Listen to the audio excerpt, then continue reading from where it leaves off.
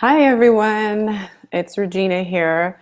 Sorry for the delay, just a few minutes before this went live. I couldn't find my Google Plus account. It didn't exist anymore. This event page, nothing. Some of you were tweeting me, thank you so much. Brought my attention to it. Luckily, Google responded to my tweet and they got it fixed. No, I'm just kidding. I don't know what happened. Anyway, welcome. This is our live webinar and we are going to discuss Apple Pages and how you can use it to create epic digital downloads and even actually printed goods as well. I'm going to be sharing my screen with you a whole lot during the webinar so that you can see some of the documents and things that I'm doing. So you won't be seeing very much of me. But anyway, so I want to get started by actually drawing your attention to the links and things that we'll be using during the webinar. And I also want to make sure everyone can hear me and see me and is able to ask questions as well.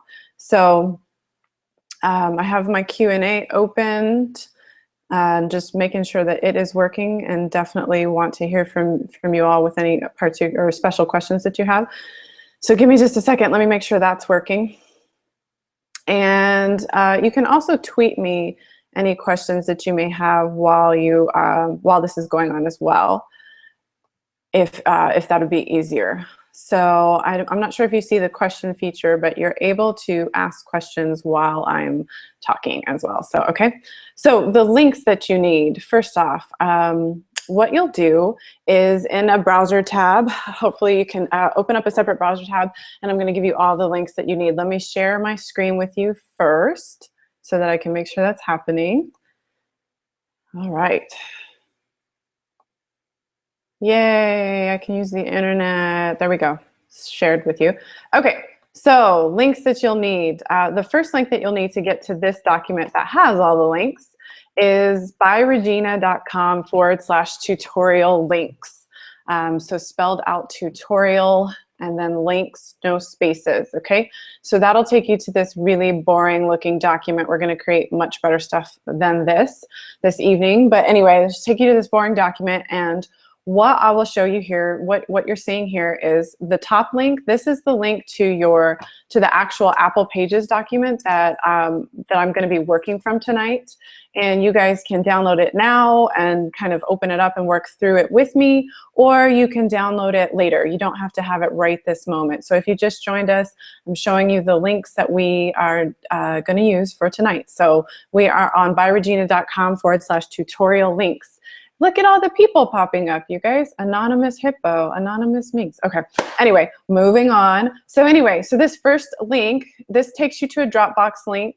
You can download the Apple Pages 09 version of this document that we'll be using. Gotta hide that, get that out of my way. So the document's gonna look something like this, and don't worry, I'm gonna show you how to set up this and all sorts of cool stuff as well. So anyway, so that will download the document. These links here are links to the 4 items that I have for sale in Gumroad. I promised you guys a discount, and so I'm only going to leave this discount up for 2 days. I'm sorry, but basically this discount, these links here, will give you 50% off any of my items in my digital library here. And some of them are already on sale, so 50% off, awesome. And the thing to note about every single one of these documents was that they were all made with Apple Pages. So you're gonna be able to create something very similar to what I've done using Apple Pages. So for all 3 of these first ones that I created, I used Apple Pages 09, which I consider to be a very, very functional, it's my favorite version of Apple Pages. And for this most recent one, I used the 2014 app version of Apple Pages. I'm gonna be working in the 09 version tonight, just because I think it's more functional for publishers. But again, these 4 links that you see here, excuse me, take you to 50% off codes for any of my digital products that I sell through Gumroad, okay? So 2 days on that, right? All right, moving on.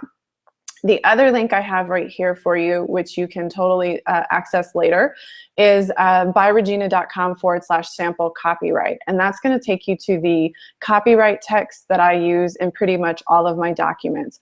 Obviously, you would replace your name and your email, and there's an optional statement here. So I allow people to print a copy of most of my digital documents for their use. If you don't want them to print a copy, you would take out that statement and say, just start it here. No part of this publication may be reproduced. So you would start your sentence here, okay?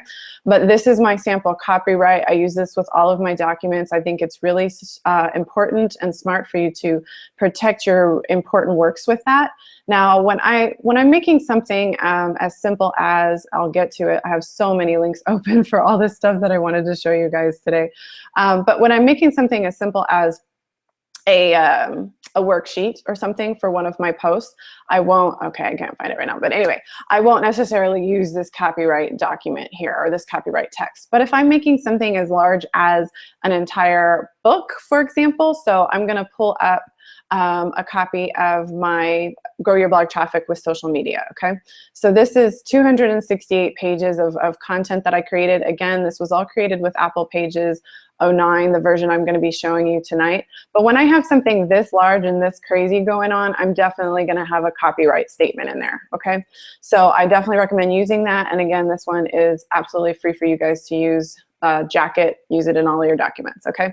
So anyway, so that is our just kind of a little overview. We are doing Apple Pages. We are gonna learn how to not only make digital documents that you can sell or just give away for your community, but we're also going to learn a little bit about how you might make printed documents. I will say that if you're familiar with the editorial planner that I made, Epic Blog, the one that's for sale on Amazon here, I'll say I made this with Apple Pages 09. So this document, this software, excuse me, it's so amazing. And I'll pull up a comment from earlier today from one of my very good internet friends, Courtney of Think and Grow Chick. She literally has this comment here like, hey, thanks so much for telling me about Apple Pages. It's changed my life. And she herself has created worksheets and even this book that she has for sale here on Amazon as well, this workbook. She created that with Apple Pages. And I've just got to say on a personal level, I'd say anywhere from 70 to 90% of my income in any given month is from stuff that I've created with Apple Pages, okay? So again, this is the document that you would need to download to get started. You can always just watch this webinar and then mess with it later because there will be a recording available. One last note is that, again, there are two versions of Apple Pages. There's this 2009 version that looks something like this when you open it up.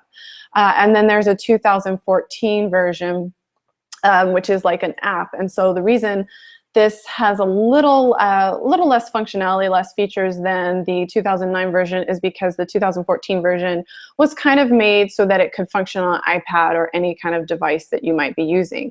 So we're using 09. If you have any software issues, weren't able to get 2009, can't upload it for some reason, don't worry. 2014 does have a lot of great functionality and features, and a lot of what I'm saying will apply to this version as well.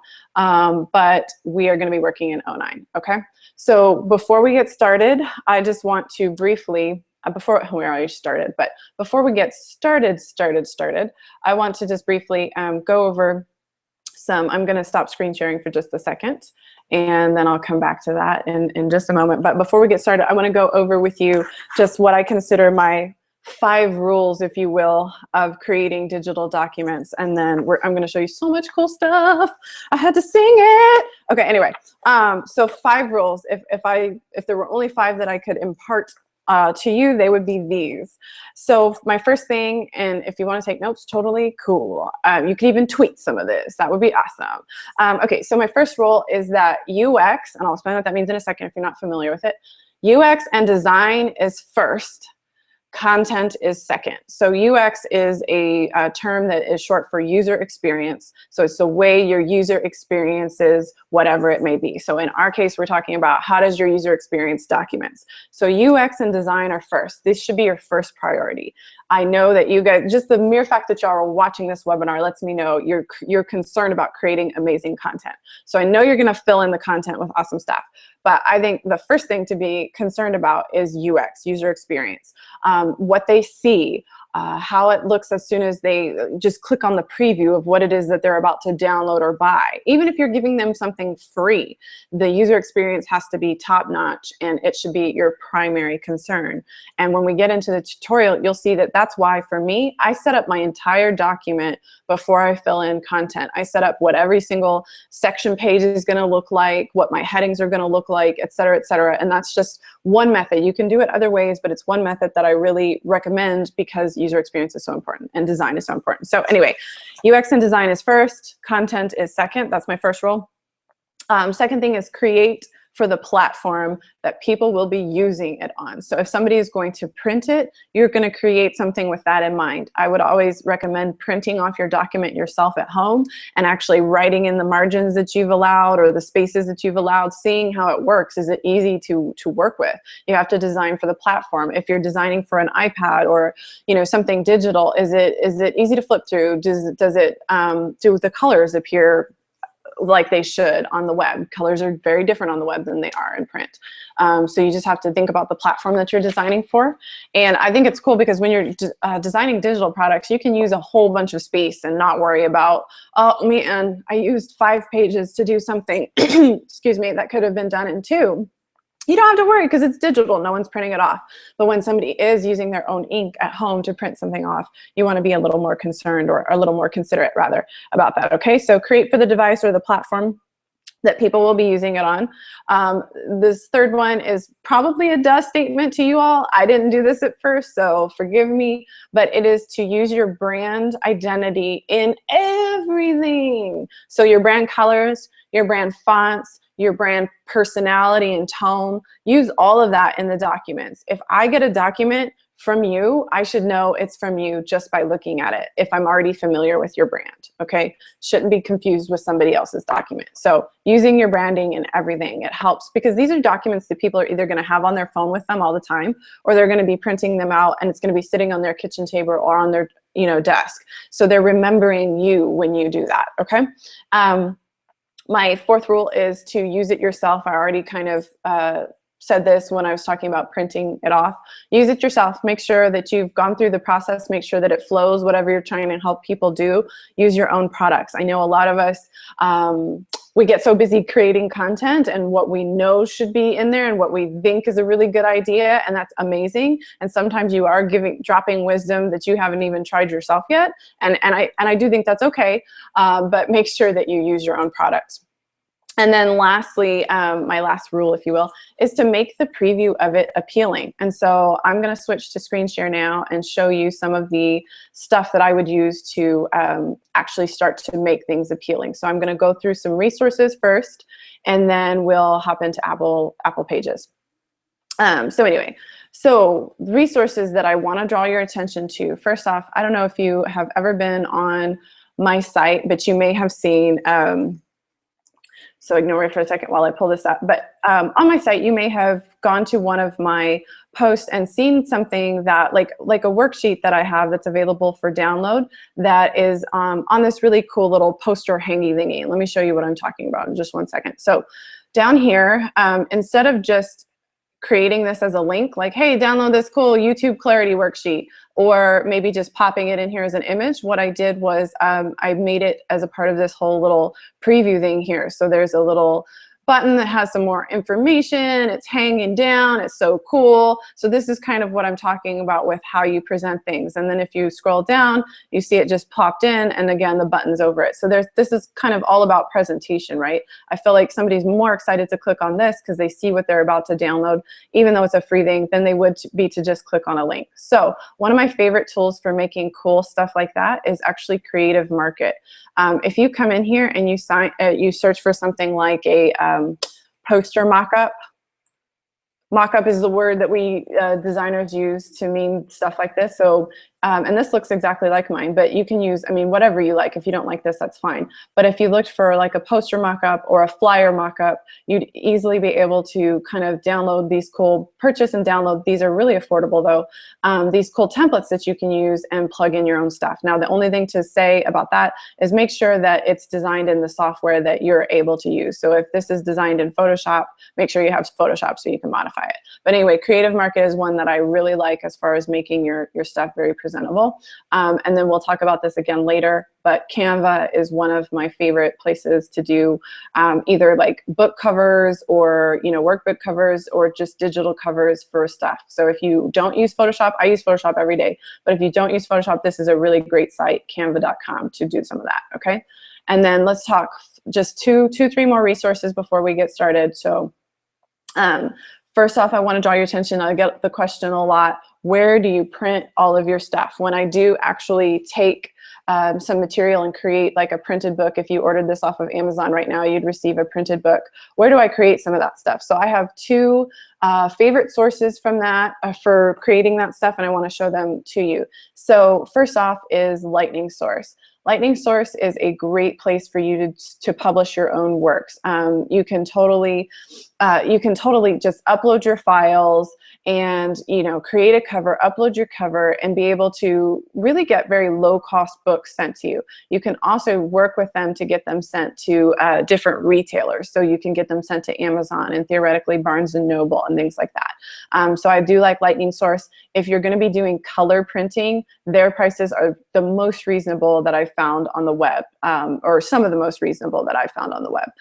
The one that I use most often, though, is actually CreateSpace. CreateSpace.com is an Amazon company, and this is how simple it is really to figure out what you are able to do here. So if I was publishing a book, I could literally come here, click on books, click publish a trade paperback, and they have all this information just easily available for you as far as how much it's going to cost. So you could click on royalties, and you could come down here and literally choose your things, black and white, whatever your trim size is going to be, 8.5 by 11. You know your book has stretched to 204 pages, and let's say I want to charge $24.99. You could throw that in here, press calculate. If you allow this to be printed and distributed through Amazon, like literally you do no work. Somebody comes here and orders your thing, Amazon prints it, Amazon delivers it. If it gets returned, Amazon takes care of it. If you're going to use Amazon for that or CreateSpace, then you'll get $11.70 royalty every single time somebody pays $24.99 for your printed book that's 204 pages. Now, black and white is just the interior. You can always do a color cover. And you can always get these things in Amazon Europe as well, and you'll be able to see your profit margin or your profit for the book, okay? So that's how easy it is to come in here and kind of calculate things in CreateSpace if you're printing things out.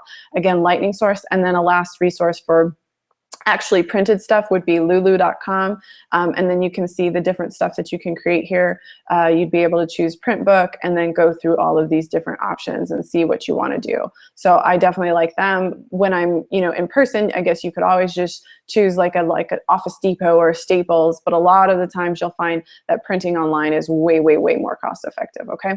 So those are three places that I print books. Sharing just two more places that I do printing, gotprint.com. If you guys have ever been on my Etsy shop, I sell a notepad there that I designed. It's just an 8.5 by 11. This is where I actually get them printed. So you can choose different dimensions for your notepad and all these different products over here. And then lastly, another site that I use for similar stuff is 4over. Very, very, very crazy good prices for printing, okay? So those would be my recommendations if you're printing stuff. If you are selling stuff digitally, I use Gumroad all the time, Gumroad.com, Gumroad, and I love them. They take a small percentage of your digital product, but they take care of all of the sales. You can easily come in here and refund a customer if necessary. You can export your list and then import it into your mail program. They're very simple to use, and they're who, again, I sell most of my stuff through. And then lastly, sells.com I'm kind of new to it, but my good online friend, Erica Madden of Olivia.co uses this a lot, and I've checked them out, and they seem to have some really great features that you can plug into your site, okay? So that is my little overview of some resources. Let's get going in actual Apple Pages. And if you guys want to, you can, I can't get this questions feature to work exactly. I'm not seeing it working. But if you want to ask me some questions, you can tweet me. I am going to be paying attention to my iPad over here for any tweeted out questions. And I'm sorry I can't get the Google Plus function to work. But anyway, just tweet me a question. I'm at byRegina TV. Okay, so let's get started. If you are with me, you can go ahead and open Apple Pages. You can also choose to just watch this as it's happening. So what you would do first off, I am going to work with this document, but I do want to show you how to set up a document to begin with. Okay, so what you would do is when you're setting up a new document, and I'm just going to go File, New, and I'm going to choose this blank one.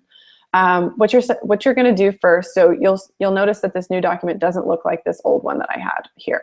The first thing that I like to do, you do not have to do this with me, is change my view to get page thumbnails. I love getting page thumbnails for larger documents because it helps me flip through them much more easily. So I like to do that. The other thing you can choose to change is your zoom. I'm going to go ahead and zoom out to 75%. I'm weird. I like to see my entire document at the same time. I mean, my whole page at the same time instead of having to move up and down. So anyway, so you might do that. And then the basics of setting up are going to be in your inspector. If you don't see this thing over here expanded when you log in, press the inspector here. And that gives you all of your extra options. If you're in the newer version of Pages, you would do that by pressing either Format or Document. There are not as many options here, but that's how you would get to your options. But since we're in 09, we're just going to press the inspector. Let me get back to 09 actually, and we're going to press the inspector, and it pops up like this. Okay, so now we have all of our extra options. Sorry, let me pull up our other document, guys. Genius, knowing how to use the internet. Anyway, so this gives us all of our extra document options.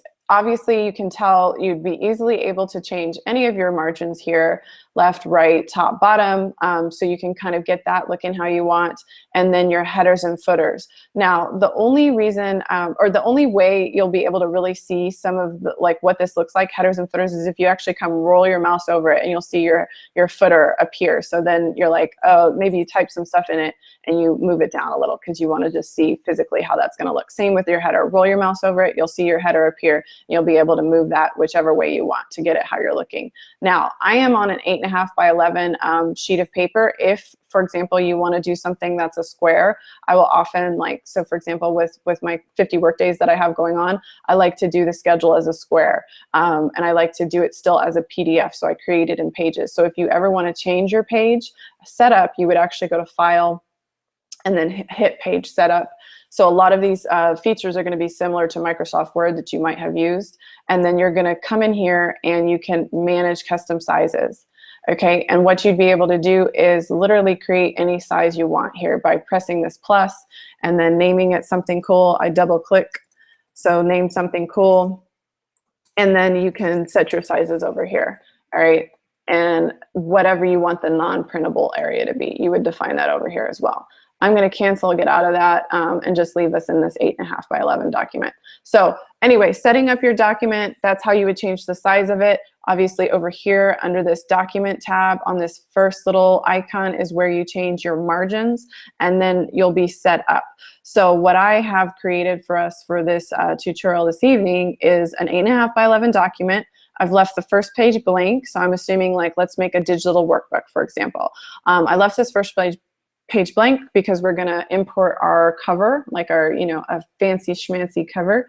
So as you see, again, part of I guess getting people excited about an item is having some kind of cover that kind of looks nice or whatever. So that is what we're going to be doing. We're going to be importing our cover on that page. And then I have a section page set up.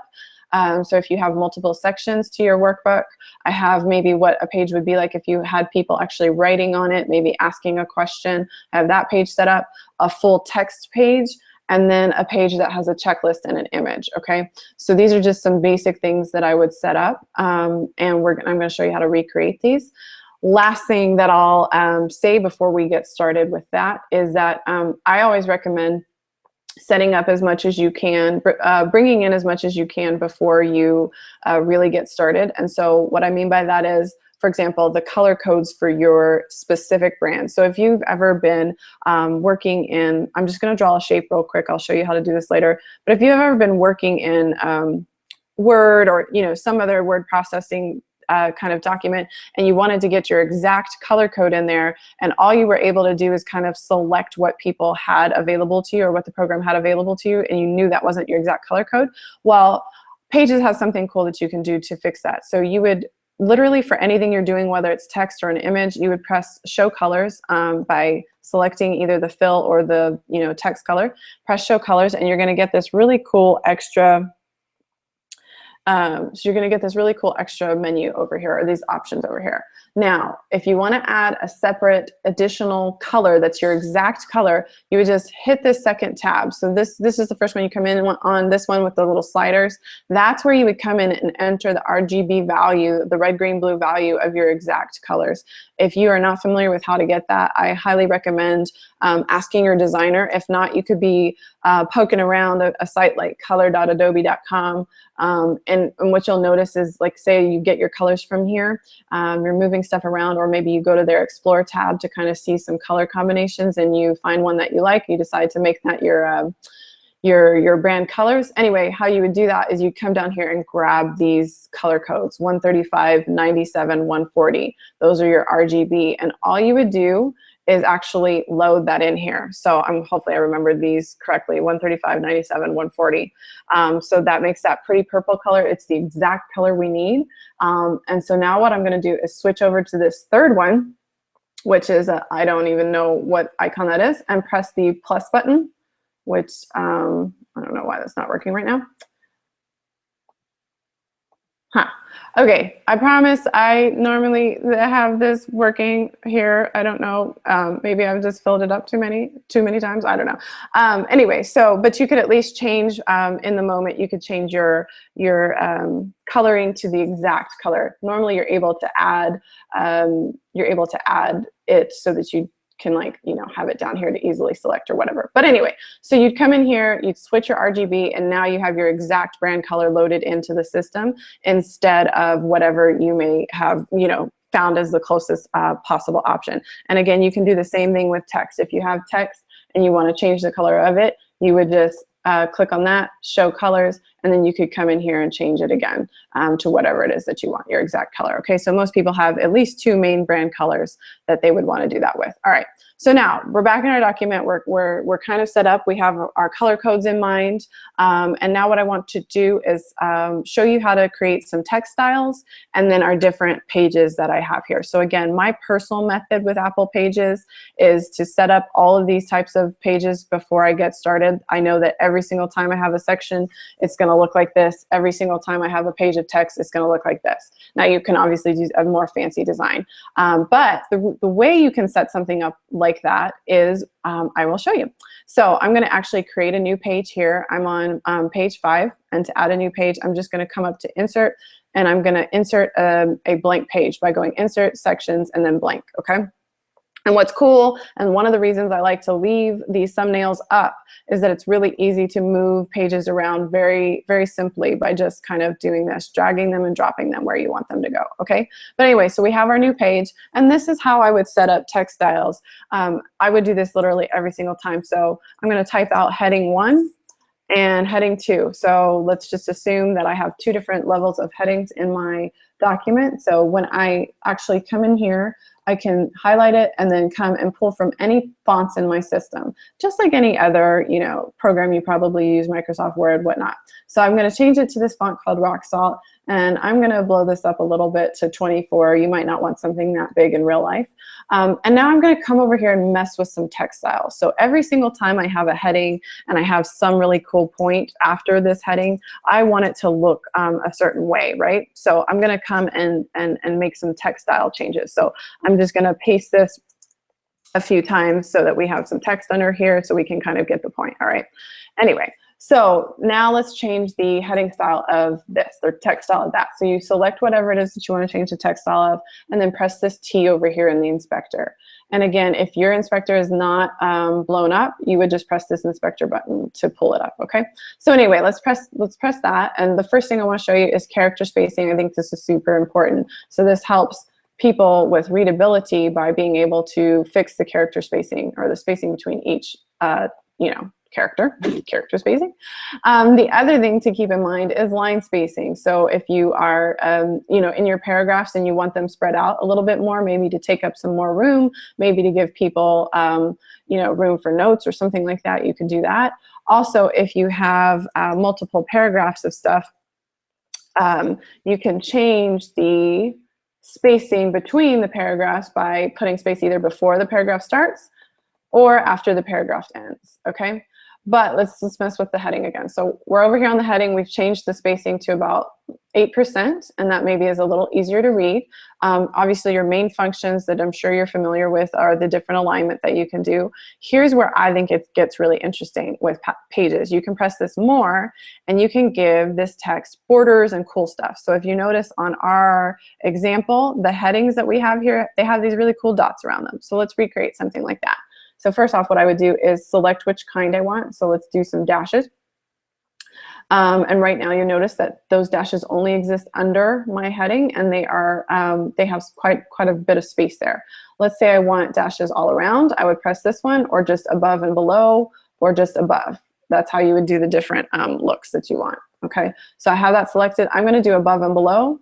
And instead of it being really small, like you see these dashes are pretty small right now, I'm going to actually select 2 point, 3 point. You see how big you can get it. Obviously, that kind of looks ridiculous. So we'll go with 3 point for now.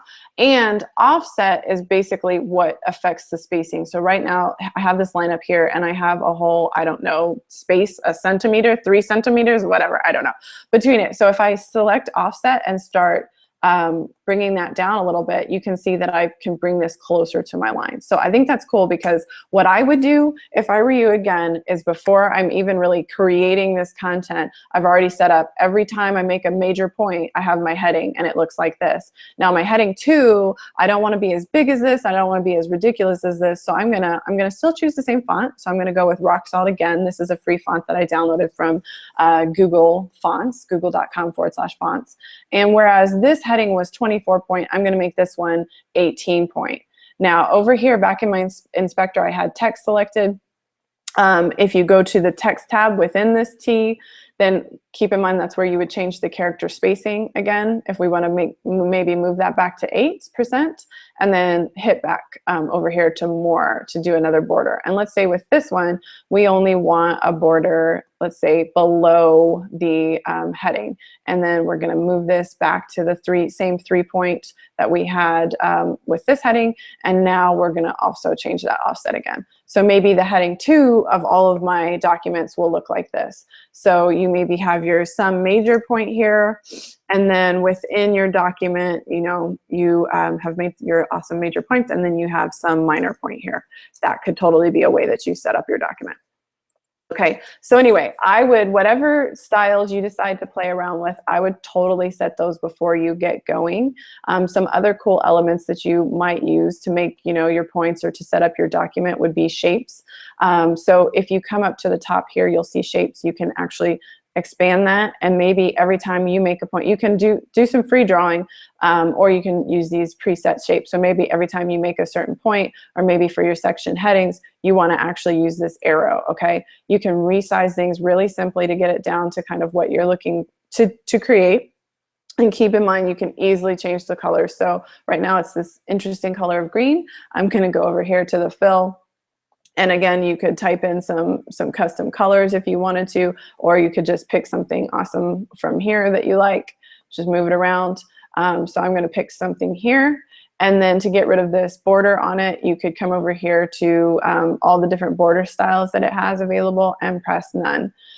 So anyway, now that I have this document, or excuse me, this graphic in here, this image, you kind of might wonder how you're going to move it around really easily, and how you might make it either move the text or not move the text depending on how you're moving it, or depending on how you want to set it up. So if you have that selected, what I would do with your image is actually come over here to your inspector. Pretty much everything that you ever do is going to be done in this inspector. So you've added an image. You would actually click on this third icon over, and it looks like a little image within text, and you could select your object placement here.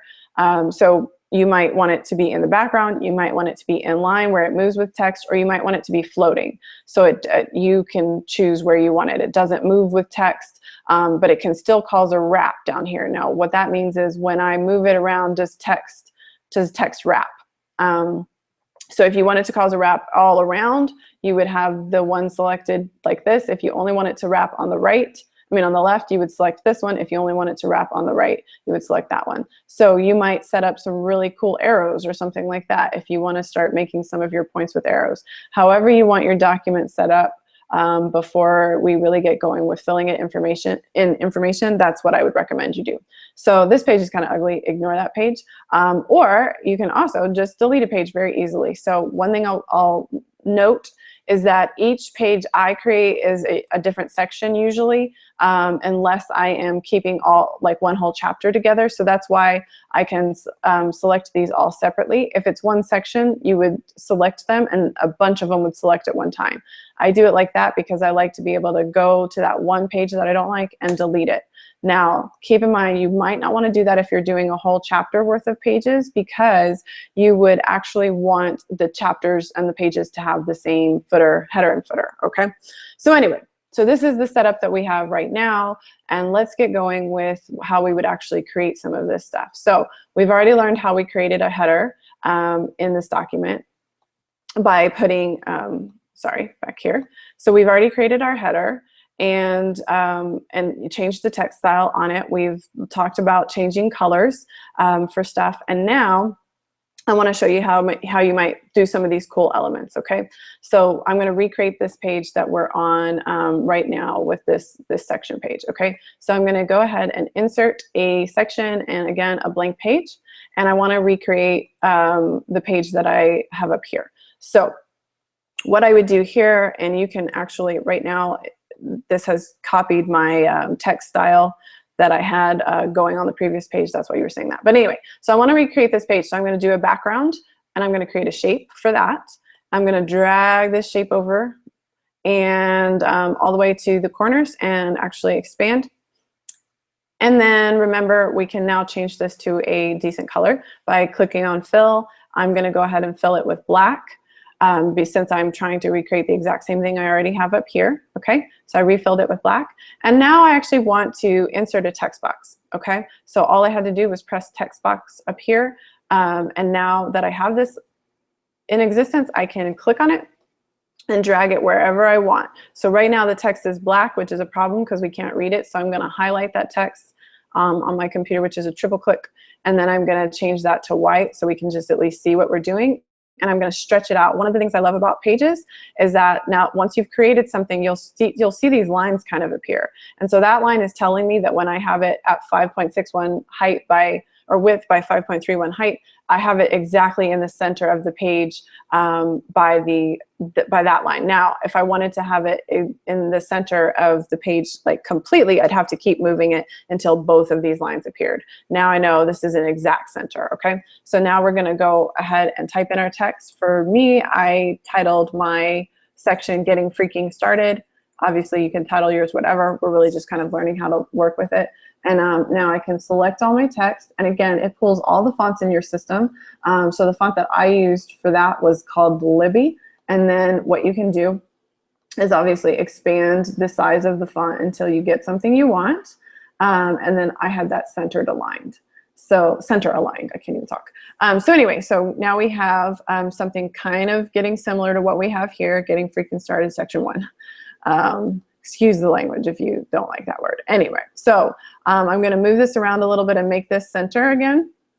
And again, just those lines are so cool. And the other thing I like about the lines is that they'll actually help you when you're trying to make sure two images of the same size are exactly aligned with each other. They'll show you that too. So anyway, we have that going. And now what we're going to do is actually set a text style here for this if you want to. So I would click the text button over here and come again to where it's more. You might have been on text, you can select more, and then you're going to be able to set styles if you want to throw a border around or in between your words or something like that. You can do that. Now, with that style, it does it per paragraph, so it's going to create a border for each of these words, and again, that border is black. So if we wanted to change it, we'd have to click this button and then drag it to a different color. Okay, and then now we would theoretically be able to see the border, which I can't, which is funny, but hold on. But the way I have the document set up here is I actually just created lines that, that I put on top of there. Okay, so I would do that, I would redo that by actually inserting a line. And this line, you know what? Oh, there it is. It's so funny, guys, because I'm creating this on black that I can barely see this. Ignore my technical difficulties. I promise I use this to create all my materials. Anyway, I'm just going to come up here to where I created it. So I created a line, and then what I did was I made it a 3-point line, and you can discover all these different line styles over here. So if I wanted to change it to something like that, I could go for that. Dashes, whatever it may be. I like these little dots, and then again, you can just change the point. So that's just going to make it smaller and smaller the smaller you go. So I made it 3-point, and I selected that color. So that's something that you would be able to do on your document. And then usually with section title or like section pages like this, I like to do stuff with text boxes instead of trying to put it directly on the page, because they're easier to move around. If I decide, no, now I really want this to be a centered thing, it's easier to move around when I have it as a text box than when I have it as actual text on the page. So anyway, so you'd be able to do stuff like that. Let's go ahead and create, oh, I see some questions over in Twitter. Okay, and I will definitely be getting these to these. And to answer this one from Alexis, since Apple Pages is a word processor, is it possible to do these same things in Microsoft Word? That's such a good question, Alexis. So what I've actually found is that Word is a lot harder to do some of these same features that I'm talking about.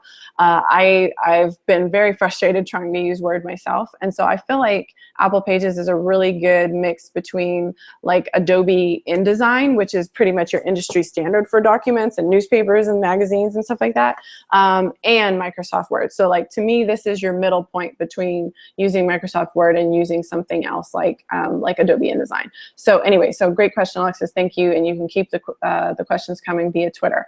But let's go ahead and look at recreating a page like this next one, okay? So again, if I'm inserting a new page, I'd click on the last page or whatever page I want it to come after. And then you could insert a section and a blank page. The other way that I like to do things is if I already have a page that I really like, I can just come over here and right click on it and copy the page, and then right click on the page that I want it to paste after and press paste. And now I have that page recreated again. So that's, if you're creating digital workbooks, that's going to be a really easy way to recreate pages that you want people to write on, or section pages. But anyway, so how we created this page over here. And that just reminds me, if you guys aren't seeing two pages like I am right next to each other, what you would do in your document is come over here to the inspector, and on the very first tab, you could do this facing pages. And when you click facing pages, that will bring them up in sets of 2 like that. So that's how I like to look at books. You can always take that off if you don't like that. But anyway, so let's recreate this over here. And we won't like do it out fully, but I'll just show you how to do the basics. So again, I have a shape over here in the corner, and what's interesting is that you can really do a lot. You can get kind of crazy with design. I would recommend actually bookmarking and maybe pinning some stuff in Pinterest that you like. I'm going to delete this one and redo it, but pinning some stuff in Pinterest and getting some inspiration for you before you get started. So I've just created a circle. If you want the circle to hold its dimensions, or any shape to hold its dimensions while you move it, you're going to hold down your shift key and then drag it. So that's when I have the shift key, okay? If I don't have the shift key and I drag it, it's going to create different shapes, right? All right, so you want to keep a circle, then you're going to make sure you hold down the shift key. So anyway, so I'm going to drag this over here, delete this text box I just made, and then let's kind of expand it a little bit. And then again, keep in mind you might be changing this to your brand colors. I'm just going to change this to this bright yellow and move it over to the side here. Now it has a border on it. You can change that. You can actually make it a border with dots if you wanted to, and increase the dottage so people could see the actual dots, or you could say no border. Just to be fun, let's actually do a dashed border. And I have it at 4. I'm going to drop it down to 3. So we have a cool little dash border on it. And now we got to put some text on top of it. So let's hit our text box, and it's creating it over here. You can drag that over by selecting, when it's like that, popped up like that, you select it and drag it over. And I'm going to put in some text here, work break number 1. So if you're doing a digital workbook and you want people to take a work break and maybe answer some questions or whatever it may be, you know, or have some fun, do an activity or something, that might be a cool title. Anyway, so work break number 1, I'm going to actually make that a little bit bigger. And then we're going to drop it over here. And actually, I think for those, I had Libby Heavy going on. You can change it to whatever font works for you. You can also do all of your little font changes over here by selecting your font and doing your text like we did earlier. So if you wanted to, you know, change the alignment, do any of that stuff over here, you could do it. Typically, you'll also have some options up here if you just want to make that bold, whatever it may be. Okay, so now let's drag this on top of here. And then you can, you know, place it as you want. Maybe I want this to all be centered. You can highlight everything, center it, and then drag it around some more to kind of get it how you want. So anyway, we got work break number 1. And then what I like to do, again, like I said, I like to create most stuff as text boxes if I'm going to want to move it around. If you're not going to want to move it around, you can actually just start typing whatever it is that you want to type in this document, and you can just put it in here. So, you know, blah, blah, blah, you can just leave it in there. But let's actually give this page a footer as well. So let's say that all of our work break pages are going to have a footer. So let's go ahead and select that. And then you can say, you might do copyright notice and your name. And you can put the year or something like that. I typically don't like to put copyright on each page or like stamp my, you know, domain name necessarily on every single page, just because I want the document to look as nice as possible for the person that's using it, but you could certainly choose to do that. Now, you'll notice that the footer that I created here is appearing on all of my pages that aren't covered up by this black here.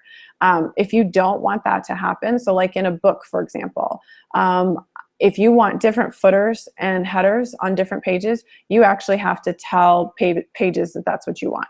So what you would do is I'm here on page 8 in my document now that I created, which is this page you're seeing in front of you. I would come up here. So there are going to be a ton of options that you can always expand up here. All right, the first one is just your general, you know, document setup. The second one will help you with layout, and then that second option is called section. That's what we need. So we're in the second tab and we're under section, and you see right now that it has this thing checked called use previous headers and footers. So that means that it's going to have the same header and footer as the last section in front of it.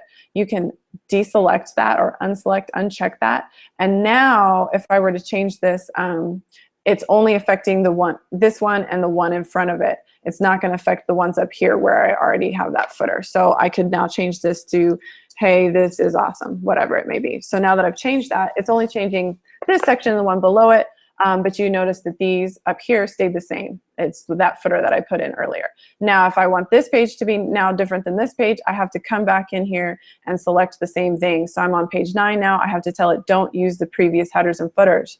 And now I can change that to, hey, this is awesome right now, or whatever it may be. And as we said, like right now, you're seeing that this footer is kind of in the middle of my text. You would be able to come over here to your first tab and make it just decrease the amount of space between the bottom of the document and the footer. So I definitely recommend that. But anyway, so that's how you would change your footers to be different, and you can do the same thing with headers if you want to put headers at the top of the document.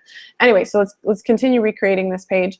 One of the things that I did was I drew in an image to create this page. So this is actually like an image of a pen that I chose. So you would actually, to do that yourself, you go to Insert and then Choose. And I just have a few little things that we'll use for the webinar, but you would be able to just select whatever it is you want, the image you want, and press. And I'm just going to do this for now, but we'll change it in a second. I'd be able to insert whatever I wanted, drag it in. Okay. If you already have the actual object that you want in the page, you could just right-click on the object and press Copy, and then click somewhere else and press Paste. So I'm just going to click at the top of this document, and you can either right-click and press paste, or you can go edit paste. And now I have a pen up here. And keep in mind, right now it's kind of trying to not move because it's like it's in line with the text. It's moving with the text. So to change that again, we're going to go to this third little option here, and instead of having inline, you might do floating, doesn't move with text. And then you could choose whether you want your object to have a wrap or not. So anyway, I'd put this over here. And then I might put in a text box to create the lines for people to write on. So I put in a text box and expand it to whatever width and height I wanted. And then you would enter in, what I like to do is just a line full of underscores if I'm doing a line. You could also come in here theoretically and use one of the shapes up here. You could insert a line and then just change the thickness.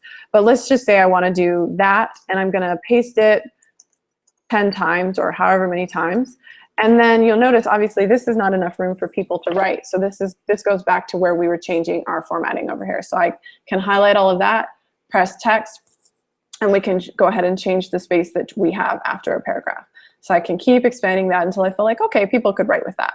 And keep in mind, I would recommend printing this document and actually writing it and making sure the amount of space you're giving people, really works. Anyway, you can move that around, and keep in mind, if I want to know that it's horizontally and vertically in the middle of the document, I would wait for these blue lines to appear. But anyway, so we can drop that there. And if you wanted to do another text box or so to just get the idea, give people instructions, you would throw a text box in here again and drag it over here. If it's not dragging, it's because you're not selecting the right portion. Make sure those little boxes are part of the image when you click on it, and then drag. And then once you do that, you can kind of expand it and you can type in your text. I'm just going to copy some text from over here and type that in. All right. So questions for you to answer, or whatever it is that you want to put up there. Okay. Anyway, so that's how you would do that. And again, this down here is just another text box. So you can kind of play with things. I definitely recommend, honestly, exploring all of these options. Text box, all of these shapes that you can add. You can do custom shape that you draw. One of the features that I use a lot for, especially for workbooks, I'm going to go ahead and delete these pages because we don't need them. But one of the features that I use a lot for workbooks is actually tables. So I'm going to change around this now. I'm going to select it and delete it and kind of make this page a little bit different so we can work with it. One of the features I use a lot is tables. So if you want to insert a table, you would just click table here, and then it's automatically going to pop this in. You can obviously expand the number of rows that you want. Let's say you're going to make a checklist for somebody, or kind of like a spreadsheet. You can expand that or decrease it, whatever you need. And then you can also select your columns as you will. Just select your whole entire document if you want to change the width or the height of the rows. So if I want to make them taller, if I want to make this column wider, I would be able to do that, or smaller, whatever it may be. Okay, so you would be able to do that. Or if you want to just change one at a time, you'd be able to select it and then move it around. Okay, anyway, so I use tables a lot. It always gives you this kind of basic title row up here. If you don't want that, you'd be able to come over here to our options, and you'd be able to change it in a number of ways. So with headers and footers, you could come here and just say, I want 0 headers, and that would remove that.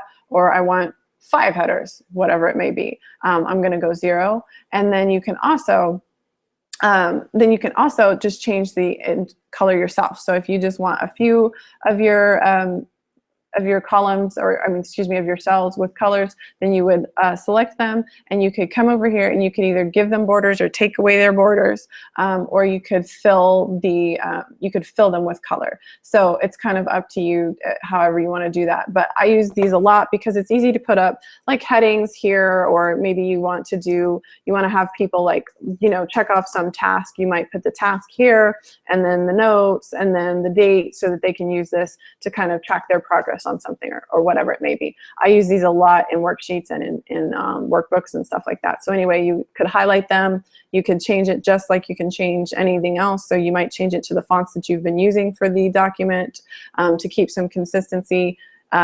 Center, right align, whatever it is that you want to do here, you can do just like you would do in a normal word processing moment. So anyway, I use tables a lot. That's how you would enter a table. Charts are a possibility as well. So that's something really cool that you can put in here. Let me just show you a few more things about setting up your document so that I can feel confident that you'll be on the right path. Anyway, so one thing to keep in mind is that if you want to do, let's say you want to do a really, really cool table of contents, and every page that you've set up these section pages like this, and you've set up these headings, and you want to do a table of contents, and basically you want to do something like, you want to tell your document, every time you see a heading 1, I want you to make that a page that goes into the table of contents, okay? And this is probably not making sense right now, but let me just enter a few blank pages and kind of show you what I'm talking about. So if you have your heading 1 on this page, and then I'm going to actually recreate this page as well by right-clicking copy and then right-clicking and pressing paste. So let's say we have our heading 1 on this page, and let's say we went through all the trouble of kind of making it pretty and pretend that we have a ton of information on this page, which we don't right now. But anyway, so we've made our heading 1 pretty. What I would do if I wanted this to eventually be a part of the table of contents, this could be your title page, this could be a chapter page. What I would do is actually highlight what it is that I've just created, and then you can come up to Format, and you can actually, so you could just easily copy the paragraph style if you wanted to make multiple styles like that, but you can do something called Create New Paragraph Style from Selection. Okay, and you'd be able to name it. So this could be, let's just call this our chapter pages. All right, and then I can press OK. So now I've created a chapter page that's gonna, right now it's ugly, but we could add other stuff to it. But anyway, the chapter pages are gonna start with Libby, and it's heavy Libby, and it's 18 points. So I could come over here, and let's say I want to do the same thing over here. What I could do is select that text and then roll over this little, like these little paragraph options that we have. This is all the different types of text.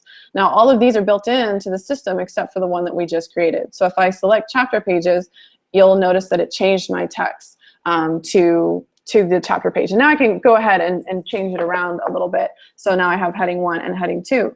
Now let's say, for example, we're inserting a table of contents. So I'm going to delete that, delete this stuff over here, and let's make this instead our table of contents. Now, if I want to actually have a shortcut for that, I would come over here, just put my mouse where I want it, and then you'll notice, again, you're going to find every single option you want over here in your inspector some way or another. And if your inspector is not expanded, again, hit that. But anyway, so you're in your inspector, you're in this first tab, and you see this one called TOC, Table of Contents. Well, you're able to insert a table of contents into your actual document. So you would come over here and you press Insert Table of Contents. And then what you would do to create that is, so right now it says table of contents is empty because none of the paragraph styles, oh no. Well, don't worry, just press over here. You see where we created this one called chapter pages. If I select it, what appeared? Heading 1 is on page 8 and heading 2 is on page 9. So pretend like these are chapter pages and there's a whole bunch of stuff in between it. Because here's the deal, if you move around the actual order of the pages, like I'm gonna stick page 7 in between 8 and 9, and now you'll see that this changed. So heading 1 is now on page 7 and heading 2 is now on page 9. So you're able to easily enter in this table of contents for your entire document. And this comes in handy when you're doing larger documents like I showed you earlier. This is my grow your blog traffic with social media, and all of these sections exist, you know, up down to page 264 and all that stuff. Well, it's easy to enter them in this way, and if I decide to change some sections around, it automatically tracks with them. Or if I add new pages, it automatically tracks instead of me trying to do this myself. Okay, and I'm seeing another question over here on Twitter. And guys, remember, you can totally continue to ask me questions in Twitter, and we're actually wrapping up soon. But anyway, next question I'm seeing, okay, how did you write? So entering in an overall cover page. How did I enter an overall cover page? So I'm over here, I'm back in page 1, and let's say we want this whole entire page to be the cover of our document. And you'll notice like where we are with the Grow Your Blog Traffic with Social Media, there's just a page that is the cover. Okay, so if we want to do that, you would just put your mouse in that page and press Insert and then Choose. And then you would find the image that you've already theoretically styled, maybe in Photoshop or in Canva, and you would put that in there. And then keep in mind, you still probably have to change some stuff. So while it's selected, I would come over here to this image one. It says inline. I'm going to hit floating, and that's going to allow me to move it around and then expand it. When you are inserting your own image, it automatically keeps the dimensions when you're moving it, so you don't have to press the shift. So then you would just throw that in there. Obviously this cover doesn't belong with this workbook, but you just throw that in there and expand, okay? And again, so what I would do is I would have my whole document set up. Here's my chapter page, here's my writing page, here's my text page, and then I would copy and paste as much as possible. And you can do more than one page at a time. So let's just say this is my whole section. I would start at page 2 and then press the shift key and then select through page 5. So now I have these 4 pages selected. And then if I right click and press copy and then right click and press paste, it's going to recreate that same thing for me. So now that was work break number 1, and I can just come in here and change that now that this is work break number 2. So, and you'll notice that my page numbers changed naturally. And let me just show you really quickly how you would insert a page number.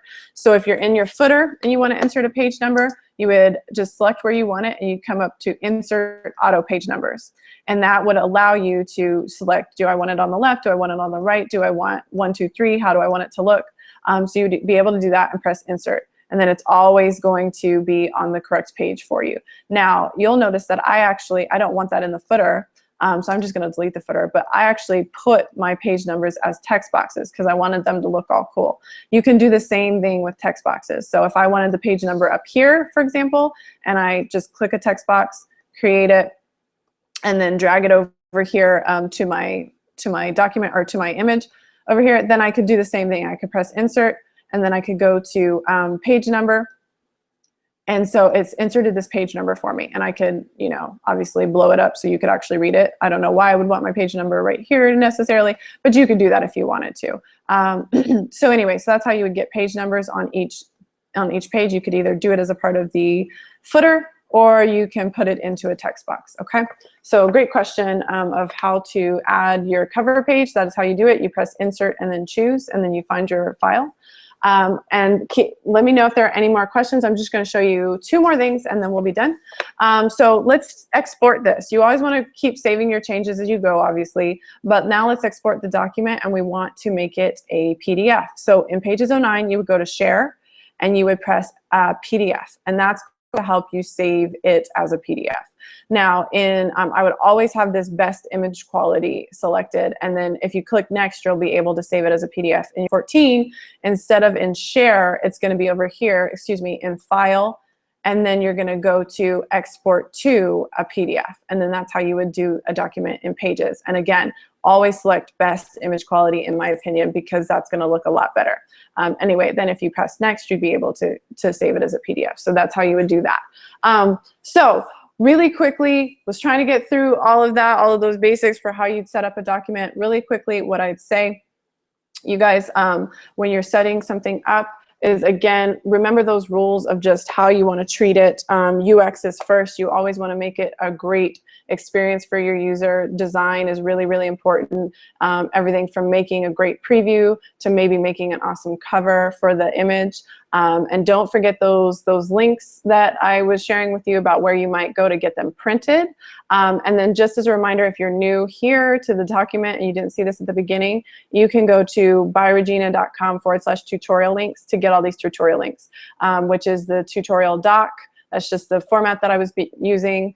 And then all of these links here are the ones that will take you to get any of the content of my Gumroad site. You can get that for actually 50% off for the next 2 days. So any of my workbooks that you might find interest in are 50% off with those links, okay? So let me know. Okay, I love these comments over here on Twitter. Thanks, you guys. This was really fun. I'm going to just stop screen sharing here and see you in the face really quick before we go. But anyway, thank you. I love Pages. It has absolutely changed the way I do business and am able to create both digital and physical products. I hope this helped as a little bit of an overview. If you have any more questions, I seriously don't mind answering them. And what I'll try and do is make some more organized tutorials about each different type of thing that you can do in Pages. But let me know any other questions. I really do hope that helped. And yes, thank you. Thank you so much for attending. Okay, so talk to you later.